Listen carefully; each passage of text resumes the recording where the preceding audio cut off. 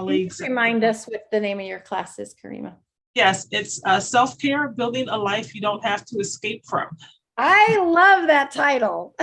Yes, just recognizing that, the more I've dug into the topic, recognizing that self-care is not just, it's a series of events you do to, recharge your batteries. These are basic life principles that we all need to employ. So we're not trying to escape from our own life.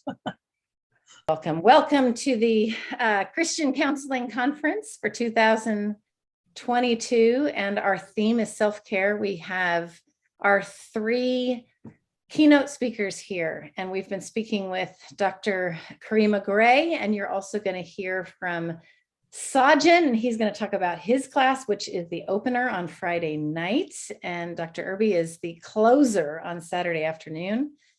So Kareema Gray has given us a taste of what her class is going to be. So Ryan, you're the closer. Can you tell us about your class? I'll be talking about meditation in my class. The title is Inspiring the Next Generation, where I'll be talking about meditation for both counselors and youth. So, I see meditation as a spiritual discipline, but alongside of that, an important self-care practice where we look into ourselves, we do a deep reflection there, we're able to connect with God, and it is a practice that forms us and shapes who we are, shapes our character.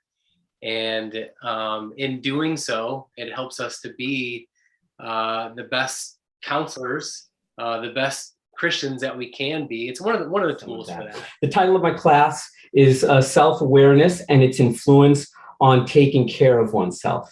That's a long title, isn't it? But I wanted to present the idea of being self-aware as a result, especially for ministers or those lay workers within the church that are pouring themselves out, because it becomes very easy, just very easy to not pay attention to what's happening here. So focused out there. And if we can learn to have a better balance, I believe that we will naturally go to the places where we can take care of ourselves.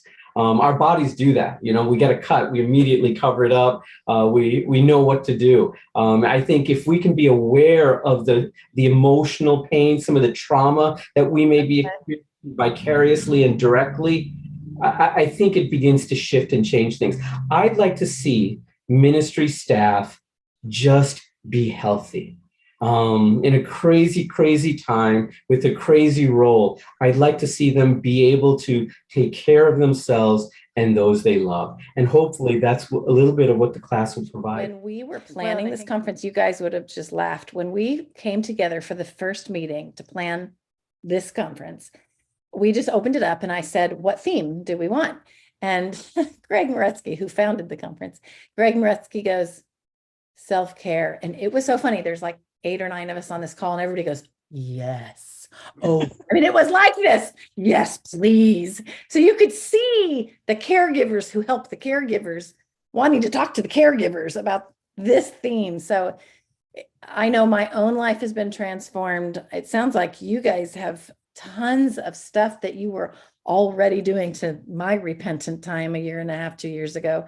So I'm just glad that everybody's going to get to hear your stuff. What else for any of the rest of you? How does this stuff we're talking about self-care, how is it informing mental health? How is mental health helped by paying attention to this piece about self-care? Well, I think the concept of self-care is going to be different person to person. So it's not like you can say, if you do A, B, C, and D, you're taking care of yourself. I mean, we're talking about principles that each of us have to figure out how to apply to our own lives. How are we going to take care of ourselves physically, mentally, emotionally, and spiritually? Because that's what Jesus did. He took care of the people around him physically, mentally, emotionally, and spiritually.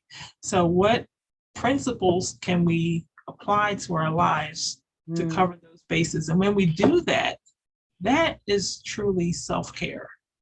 And so I'm hoping in my class we'll be able to help people really think a little bit deeper about what self-care is in their own personal lives and start to identify in those areas, what do they need to do to truly be taking care of themselves on a consistent basis. I think of self-care sort of broadly as a form of self-love. And I think, many of us can hear those words and think that means I'm being selfish. But when you consider the scriptures, Mark 16, Matthew 22, the greatest commandment, love your neighbor as yourself. I think Jesus is really giving us this principle that love for ourselves is integrally connected with being able to love others. And we've got to start there. It's interesting when you look at some more recent research in psychology, it really suggests that as people become more self-compassionate and practice self-care, they are able to love others. And, along those lines, in terms of self-love, and I think of meditation as one practice among many, but one practice that really better enables us to do that, to examine ourselves, to spend time with ourselves, to get to know ourselves, and even understand God better through this self-examination. My one thought is that often the people who need this aren't aware that they need it. So if you're listening to this and think, nah, I'm good, I'm relaxed, come, just what's it going to cost you? I think you'll learn something. If nothing else, there's someone else that you could possibly pass the information on to, but it's worth having. We're in a time where anxiety is at a peak, and we need these skills to really be able to level up and be the light that I think Jesus wants us to be in this world. Yeah. I love that. Yeah, I'll say to that point as well. People might not be in a place where they feel like they really need this now, but you never know when these things are going to come in handy. There's been different points in my life where I felt like I'm good, and then right around the corner was not so good. A little challenge. Yeah, this was not expecting this, where I could have used these kinds of things that my colleagues are describing, and so. Be proactive. Yeah, be proactive. You'll get something out of it that you'll use at some point for sure. Yeah, to piggyback on what the guy shared, I think it's always important to have a conversation about taking care of your spirit.